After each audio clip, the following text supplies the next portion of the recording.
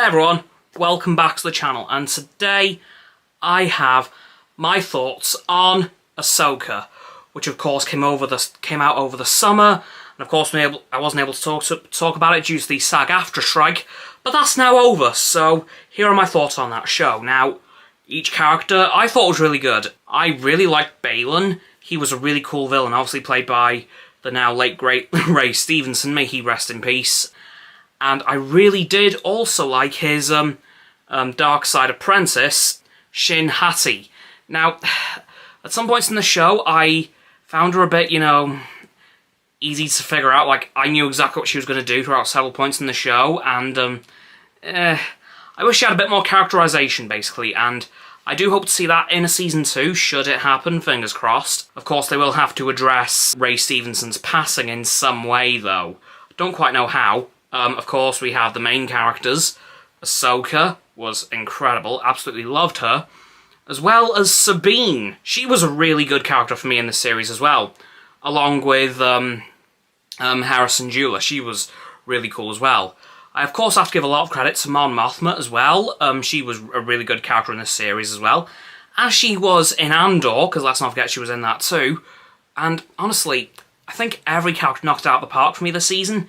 Especially Hu Yang, who was of course played by the legendary David Tennant. He did an amazing job with that character in this season. Now, I do have I have one favourite episode from this, and it would have to be episode 4, I think it was. Yes, I think it was episode 4, where we had all those Clone Wars flashbacks. And me being a Clone Wars fan, literally from the day it came out in 2008, I was very happy to see those. I was very happy to see Hayden Christensen as Anakin again, but except this time it's more Revenge of the Sith era Anakin, potentially even possibly a bit of Vader. Well, there was definitely a bit of Vader in him. And then, of course, we saw the battles from the Clone Wars, first from the early years of the Clone Wars. I think it was the Battle of Teth that they showed. I don't remember now. And, of course, we did see in the background Captain Rex, who, frankly, nearly made me cry, because if you know me, you know Rex is my favourite clone, by far. And then, in the second flashback, we went back to the very end of the Clone Wars in the Siege of Mandalore. And again, we saw Captain Rex, but this time, he actually got to speak. And oh my god, when I say I bawled, I mean it, because I've been wanting to see Temuera Morrison play Rex for such a long time, and even though it was for only a few seconds, I was very happy to hear his voice coming out of Rex's helmet. That was just so cool for me. Do I wish we saw him without his helmet though? Absolutely. I think Temuera Morrison would look good with a blonde buzz cut. That's just me though.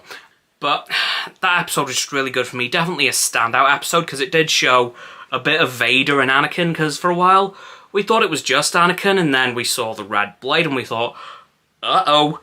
And honestly, that was just a really good episode. But the highlight of the whole show for me, in one single line, was Hu Yang, with a single line at the beginning of episode 5. He was going to tell Ahsoka some ancient Jedi stories, and Ahsoka said, you know what, just pick one, your choice. And what did that story start with? A long time ago, in a galaxy far, far away. Yes, David Tennant got to be the first person in Star Wars to actually say that line. He must have been screaming when he saw that in the script. Like, I know I would have. So David Tennant would probably have been going absolutely nuts seeing that in the script, and seeing that he was actually able to say it. I want to know how many times it took for that scene to be filmed, because I know David Tennant would probably have been giggling like a child, because, again, most famous line in Star Wars being said for the first time.